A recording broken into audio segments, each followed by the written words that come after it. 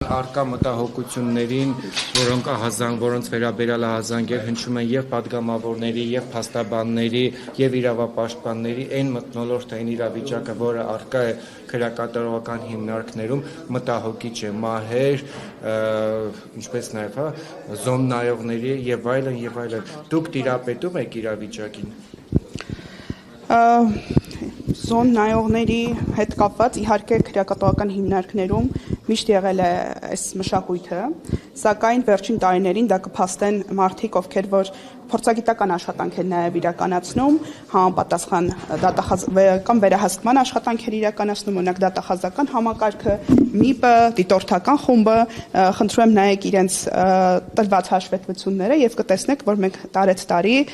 քրեական մշակույթի հետ կապված շատ լուրջ հաջողություններ ունենք։ Այսինքն խոսել նրա մասին, որ քրեական ենթամշակույթը կա։ Իսպառ վերացել է։ Ոչ, իհարկե իսպառ չի վերացել։ Ես ձեզ հակադարձ հարց տամ։ Մեր հասարակության մեջ իսպառ վերացել է քրեական ենթամշակույթը։ Պարզապես ինքը որևէ լծակ չունի, ես ինչ կանոնով գիտեմ, լրագրող է եւ չի կարող դրա դեմ բացի հրապարակումները պայքարել։ Պաշտոնյա եք։ Շատ լավ։ Մենք քրեակատարողական հիմնարկներում ունենք բոլոր այն երևույթները հասարակության մեջ, բոլոր այն երևույթները, որոնք մենք ունենք իրականում հասարակության մեջ։ Այսինքն մեր հասարակության մեջ բոլոր շերտերով, բոլոր խնդիրները ավելի վառ եւ ավելի խտացված տարբերակով մենք ունենք քրեակապետություն եւ ինստիտուտներ։ Բանակում դեպքերում ասում են հասարակությունից է, նահանգերում Չէ, իհարկե ասում են հասարակություն։ Վերջի շրջանում քրեական ենթամշակույթի հետ կապված ինչ հրապարակում ա եղել, եկեք ավելի առարկայական խոսենք։ Քրեական ենթամշակույթի ազդեցության հետ կապված ինչ հրապարակում ա եղել, ինչ խնդիր ա բարձրացվել։ Եկեք ավելի ես ձեզ հարցնեմ, որպեսզի նաեւ կար Նուբարաշենում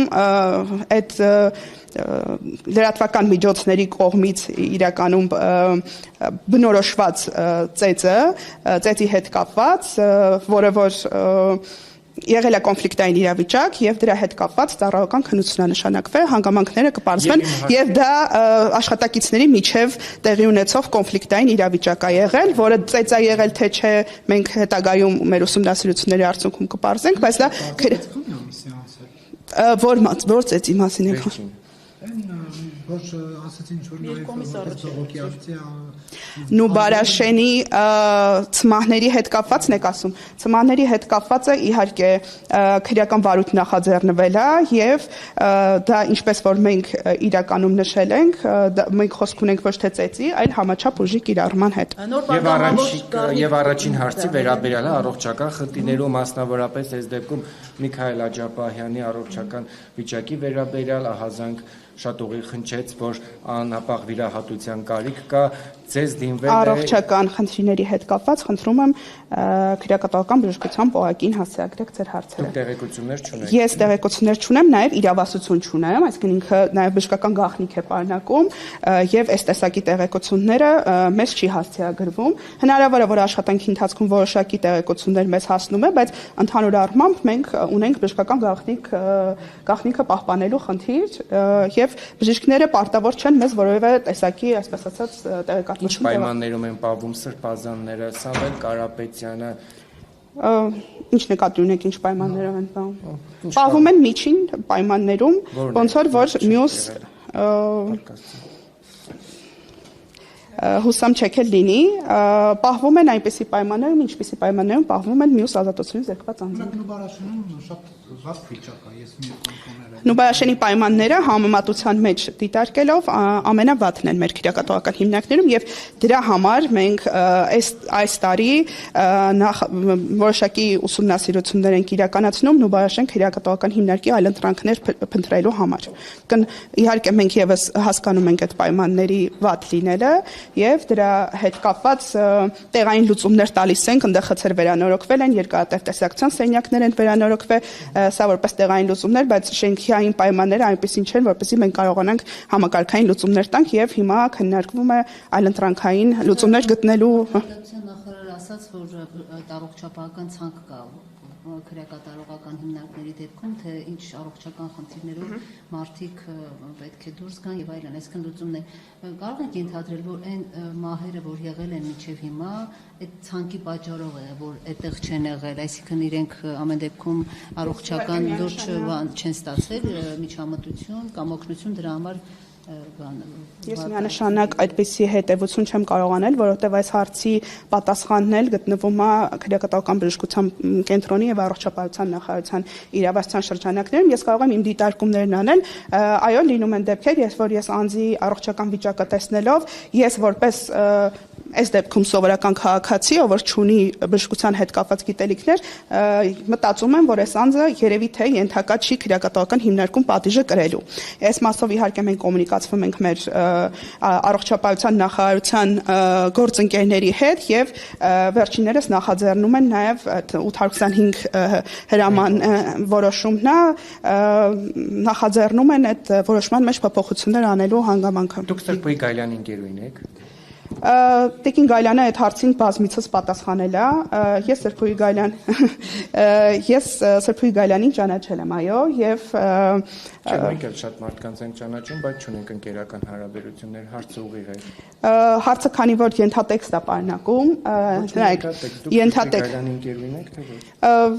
Ես նորից եմ կրկնում, ես նախարարին միջև իմ պաշտոնավարումը ճանաչել եմ, բայց խնդրում եմ նաև Ինչպես եք ճանաչել։ Մենք նույն կուրսում ենք սովորել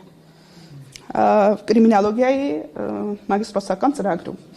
եւ ինչ է ուզում ստեղ շեշտադրել, այս հարցը շատ խոսվում է սրա մասին, սակայն խնդրում եմ նաեւ իմ կենսագրությունը Եվ տեսեք, ես միջև քրեակատվական ծառայության ղեկավար լինելը, որտեղ եմ եղել, ինչ կրթություն եմ ստացել, ինչ պաշտոններ եմ զբաղեցրել, ես հոգեբան եմ մասնագիտությամբ, հոգեբան կրիմինոլոգ, հետո մագիստրոսական ծրագիրը ավարտել եմ կրիմինոլոգիան, որը որ հենց հանցավորության պատճառների վերաբերյալ գիտություն է։ Հոգեբան ղեկավար եւ 8 ինքնասպանության դեպք Տիկին Թադևոսյան։ Այո, դրանից առաջ ես, եթե այդպես դիտարկենք, ես 2020 թվականից սոցիալ-հոգեբանական իրավական աշխատանքների ղեկավարն եմ եղել եւ մենք ունեցել ենք ավելի քիչ թվով ինքնասպանություններ, ունեցել ենք 3, 2 եւ 2024 թվականին ունեցել ենք 0 ինքնասպանության դեպք։ Ինքնասպանության դեպքերը աճը միանշանակ մեզ եւս շատ անհանգստացնում է, մենք անհատական վերլուծություն ենք անում ամեն դեպքով եւ փորձում ենք հասկանալ թե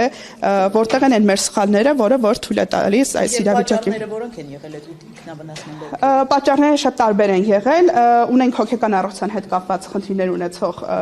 անձինք, ունեցել ենք անձինք, ովքեր նաեւ իրենց կատարած հանցանքով պայմանավորված չեն կարողացել համակերպվել այդ խնդրի հետ, իրենց կատարված արարքի այնպիսին է եղել արարքը ունեցել ենք անձ, որոնք որ հոգեկան առողջության խնդիր չի փաստվել անձի մոտ, բայց մեր վերլուծությունները ցույց են տալիս, որ ամեն դեպքում անձի մոտ եղել են որոշակի հոգեկան առողջության հետ կապված դրսևորումներ, որոնք որ հետագայում անձը չի բարձրաձայնել դրա մասին, քրեակատվական հիմնարկը եւ այսպես ասած համապատասխան ծառայությունները դրա մասին չեն իմացել եւ անձը վերջնական արդյունքում կատարել է ինքնը։ Նորվա հարց պատասխանի ընթացքում դուք հետաքրքրվեցիք Նուբարաշենի գործից, այսինքն այն ցմաներից բացի մեկ այլ դեպք է։ Ոչ, մի քանի օր առաջ ուրբաթ օրը կարծեմ հրապարակում եղավ Նուբարաշենում աշխատակիցների միջև ծեծկրտուքի մասին։ Ես էլ եմ այդ տեղեկությունը ստացել, ասում են, որ Նուբարաշենի բանտի Իսկ թվաց դրա մասին եք խոսում։ Բաժնի պետ Կարեն Գրիգորյանը իր կաբինետում իր օպերներ Արամ Հարոյանի կամ լավ էս ամեն Ես կարդացել եմ նյութը, եթե մեկնաբանությունն է ձեզ հետաքրքիր, միանգամից մեկնաբանեմ։ Դրան էի պատասխանում, որ ծեծելը